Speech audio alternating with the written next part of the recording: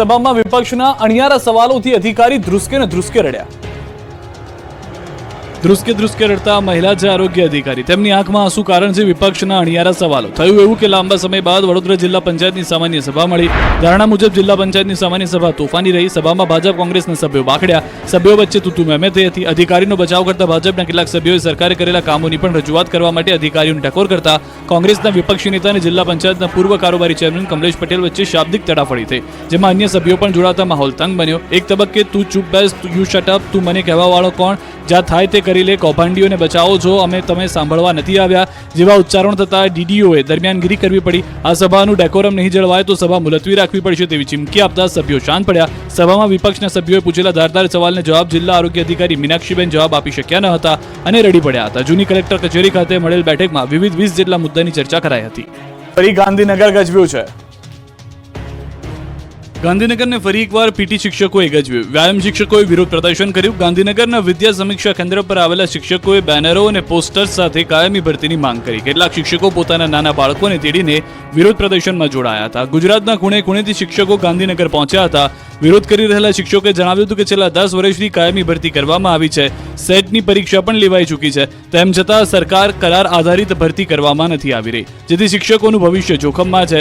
ત્યારે વહેલી તકે યોગ્ય ઉમેદવારોને કાયમી નોકરી મળે તેવી શિક્ષકોએ માંગ કરી છે. રાજ્યભરમાંથી સેંકડો વ્યાયામ શિક્ષકોની કરાર આધારિત ભરતીથી તેમનું ભવિષ્ય જોખમમાં છે. તેમજ સેટ એક્ઝામ લેવાઈ જેમાં પાસ થયા બાદ પણ કાયમી ભરતી પ્રક્રિયા કરી નથી. સીપેડ અને બીપેડ જેવી પરીક્ષા પાસ કર્યા વર્ષો વીત્યા છતાં પણ હજુ સુધી ભરતી થઈ નથી. હાલ તો વ્યાયામ શિક્ષકોની ડિગ્રી ધરાવતા શિક્ષકો 1 થી 12 ધોરણ ભરતી અંગે રજૂઆત કરી રહ્યા છે. ત્યારે હવે કાયમી ભરતી થાય છે કે પછી વ્યાયામ શિક્ષકો કોન્ટ્રાક્ટ બેઝ ભરતી થાય છે તે જોવું રહ્યું.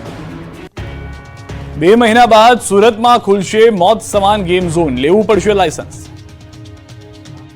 રાજકોટ ગેમ ઝોનમાં આગ લાગ્યાના 2 માસ બાદ હવે સુરતમાં મોત સમાન ગેમ ઝોન શરૂ કરવા પોલીસે લીલી ઝંડી આપી દીધી છે. સુરત પોલીસે ગેમ ઝોન શરૂ કરવાને લઈને જાહેરનામું પાડ્યું છે. રાજકોટમાં ટીઆરપી ગેમ ઝોનમાં સર્જાયેલી દુર્ઘટના બાદ તંત્ર સજાગ થયું છે. ગેમ ઝોન શરૂ કરવા બાબતે પોલીસ કમિશનરનું જાહેરનામું બહાર પડાયું. સુરત શહેર પોલીસ કમિશનરે 63 પાનાનું જાહેરનામું બહાર પાડ્યું છે. ગેમ ઝોન શરૂ કરવા હવે માલિકોએ લાયસન્સ ફરીથી લેવું પડશે.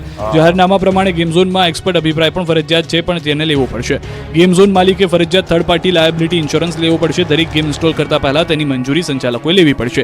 ગેમ ઝોનમાં આવતા લોકોની સુરક્ષા બાબતે ખાસ ધ્યાન રાખવું પડશે. જો સુરક્ષા બાબતે કોઈ ચૂક જણાશે તો ગેમ ઝોન માલિક સામે ફોજદારી કાર્યવાહી કરવામાં આવશે. નિમણૂક કરવા માટે નિમાયેલા ઇન્સ્પેક્સ કમિટી દ્વારા દર 6 મહિને તપાસ કરવાની રહેશે. ફાયર સેફટી, બીયુ અથવા સ્ટ્રક્ચરેબિલિટી, હેલ્થ અને ઇલેક્ટ્રિકલ તમામ બાબતોની એનઓસી અને મંજૂરી લેવી પડશે. પ્રથમ વખત લાયસન્સની વેલિડિટી 3 વર્ષની રહેશે. ત્યારબાદ આ લાયસન્સ દર 2 વર્ષે રિન્યૂ કરાવવાનું રહેશે. રાજકોટના લોકમેળાની તૈયારીઓનો ધમધમાટ શરૂ. આ વર્ષે લોકમેળાનો 7.5 કરોડનો વીમો. રાજકોટ શહેરના રેસકોર્સ મેદાનમાં જન્માષ્ટમી તહેવાર નિમિત્તે આગામી તારીખ 24 થી 28 ઓગસ્ટ દરમિયાન લોકમેળો યોજાશે. જેને લઈને તૈયારીઓનો ધમધમાટ શરૂ થઈ ગયો છે, જેમાં લોકોની સુરક્ષાને ધ્યાનમાં રાખીને વીમાની રકમ ₹5 કરોડ ઉપરથી વધારીને 7.5 કરોડ કરવાનો નિર્ણય કરાયો છે. આ વર્ષના મેળામાં સ્ટોલના ભાવમાં કોઈ પણ વધારો કરવામાં આવ્યો નથી. સુરક્ષાને ધ્યાનમાં રાખી ગત વર્ષની 3 એમ્બ્યુલન્સ સામે આ વર્ષે 5 એમ્બ્યુલન્સ અને ગત વર્ષના 3 ફાયર ફાઇટરને બદલે આ વર્ષે 5 ફાયર ફાઇટરની વ્યવસ્થા મેળા માટે કરાઈ છે. રોજના 100 સિક્યુરિટી સ્ટાફને બદલે આ મેળામાં 125 સિક્યુરિટી સ્ટાફ તૈનાત રહેશે. લોકોની અવરજવરની સુગમતા માટે અને સ્ટોલ્સની સંખ્યામાં 30% ઘટાડો કરાયો છે. રાત્રે 11:30 વાગે લોકમેળાની એન્ટ્રી બંધ કરી દેવાશે. મેળાની સફાઈ કરનાર કર્મચારીઓનું સન્માન કરવામાં આવશે. મેળામાં થતા અવાજની ડેસિબલની માત્રા પર ચાંપતી દેખરેખ રાખવામાં આવશે. વાસી ખોરાકનો સ્થળ પર જ નાશ કરવામાં આવશે. મેળાના પ્રત્યેક સરકારી સ્ટોલના આંતરિક સંપર્ક માટે ઇન્ટરકોમ અને વોકી ટોકીથી સજ્જ કરાશે. આ ઉપરાંત 278 લોકોએ લોકમેળાનું નામ આપ્યું છે. જો કે તેમાંથી લોકમેળા અમલીકરણ સમિતિ દ્વારા શ્રેષ્ઠ નામ પસંદ કરવામાં આવશે. બોરમાંથી ઉડ્યો 100 ફૂટ ઊંચો પાણીનો ફુવારો. જામકંડોરણાના ખેતરમાં એક બોરમાંથી ઉડ્યો 100 ફૂટ ઊંચો પાણીનો ફુવારો. આપોઆપ પાઇપલાઇન સાથે બહાર મોટરમાંથી ફેંકાતા ફફડાટ ફેલાઈ ગયો હતો. રાજકોટના જામકંડોરણામાં બોરવેલમાંથી પાઇપ અને મોટર બહાર આવી જતા ઊંચા ફુવારા ઉડ્યા. 800 ફૂટ બોરવેલમાંથી આપોઆપ પાઇપ અને મોટર બહાર આવી ગયા અને 38 સેકન્ડમાં ખેડૂત પાયમાલ થઈ ગયો. પાણીનું પ્રેશર એટલું હતું કે મોટર સાથે પાઇપલાઇનનો બહાર ઢગલો થઈ ગયો. પાણીનું પ્રેશર એટલું હતું કે મોટર અને પાણીનો ફુવારો 100 ફૂટ ઊંચા ઉડ્યા હતા, જેથી ખેતર પાણી થઈ ગયું અને 38 સેકન્ડમાં ખેડૂતની પથારી ફરી ગઈ. ઘટનાનો વિડીયો સોશિયલ મીડિયામાં વાયરલ થઈ રહ્યો છે. વિડીયોમાં દાવો કરાઈ રહ્યો છે કે ગયા વર્ષે પણ આવી સ્થિતિ થઈ હતી. ત્યારે એક ખર્ચમાંથી ઊભા ન થતા બીજો ખર્ચ માથે આવતો હોવાથી ખેડૂતોની હૈયાવરાળ જોવા મળી રહી છે. જામકંડોરણાના ખેડૂતની સ્થિતિ પડ્યા પર પાટો જેવી થઈ ગઈ છે. પડશે નોનસ્ટોપ વરસાદ. એક સાથે ખાબકશે 12 ઇંચ વરસાદ.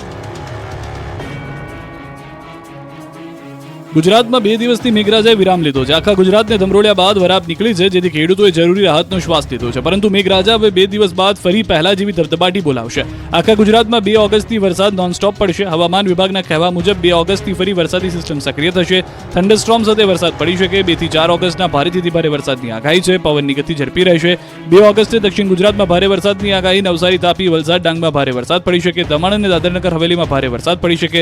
તો હવામાન વૈજ્ઞાનિક ડોક્ટર નરેશ કુમારે ગુજરાતમાં વરસાદની સ્થિતિ કેવી રહેશે તેનો લઈને ચિતાર આપ્યો. રાજ્યમાં થોડા સમય માટે વરસાદથી રાહત મળશે. જોકે આગામી સમયમાં વધુ એક સિસ્ટમ સક્રિય થવાથી કેટલાક વિસ્તારમાં 12 ઇંચ જેટલો વરસાદ પડી શકે. પાણી નહીં ઓસરતા હજારો લોકોએ રોડ પર ઉતરી દેખાવ શરૂ કર્યા. મહેસાણાના લોકો પાણી મુદ્દે દેખાડ્યું પાણી. મહેસાણાના વરસાદ થંભી ગયાના 2 દિવસ થઈ ગયા છે, પરંતુ રાધનપુર રોડ પરના વિસ્તારમાં હજુ પાણી ઓસર્યા નથી. આ વિસ્તાર 60 કલાકથી બેટમાં ફેરવાયેલો છે. ચારે બાજુ જળબંબાકારની સ્થિતિ છે. જાણે હમણાં જ વરસાદ પડ્યો હોય તે રીતે પાણીથી લથબથ વિસ્તાર છે. તંત્રના બાપે આ વિસ્તારમાં લોકોને પાણી વચ્ચે રહેવાનો વારો આવ્યો છે. 2 દિવસ બાદ પણ પાંચોડ ગ્રામ પંચાયતના તંત્રએ પાણીનો નિકાલ ન કરતા આ વિસ્તારમાં રહેતા હજારો લોકોનો પિત્તો ગયો હતો. રોષે ભરાયા હતા.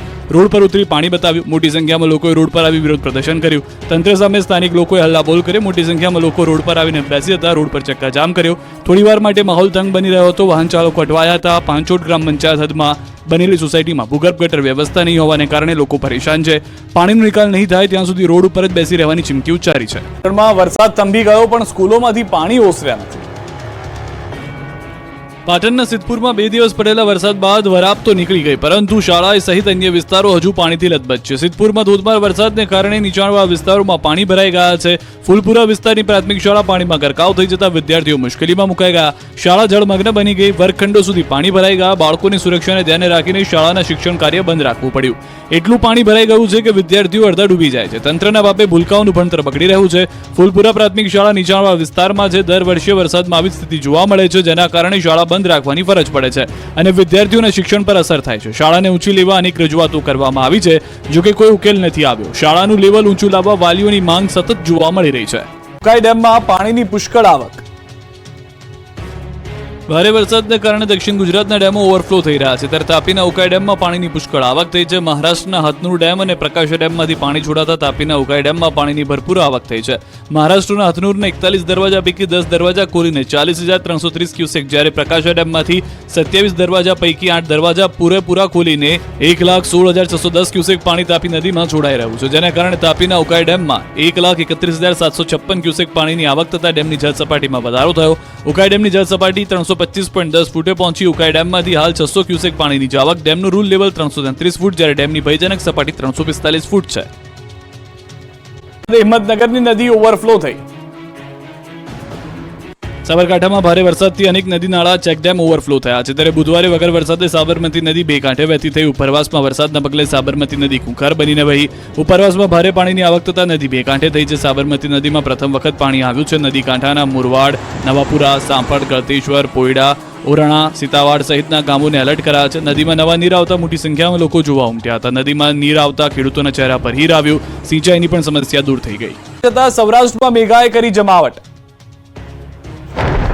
જુલાઈ મહિનાના અંતિમ દિવસે સૌરાષ્ટ્રમાં મેઘરાજાએ જમાવટ કરી. અમરેલી જિલ્લામાં લાંબા વિરામ બાદ વરસાદે રમઝટ બોલાવી. સાવરકુંડલા શહેર અને ગ્રામ્ય વિસ્તારમાં ભારે વરસાદ પડ્યો. ગ્રામ્ય હથસણી, સમઢિયાળા, કાના તળાવ સહિત ગામડામાં વરસાદ પડ્યો. સમગ્ર પંથકમાં ઠંડક પ્રસરી ગઈ. આ તરફ ભાવનગર જિલ્લામાં ભારે વરસાદ પડ્યો. ભાવનગર શહેર અને ગ્રામ્ય વિસ્તારમાં વરસાદથી ખેતરો તરબોળ થયા. ખંભાળિયા શહેરમાં ફરી મેઘરાજાની તોફાની બેટિંગ જોવા મળી. બપોર બાદ વરસાદથી ખેતરો પર પાણી થઈ ગયા. ધોધમાર વરસાદથી શહેરના રસ્તાઓ પર પાણીના વહેણ શરૂ થયા. રામનાથ 4 રસ્તા, નગર ગેટ, જોધપુર ગેટ સહિતના વિસ્તારોમાં પાણી ભરાયા.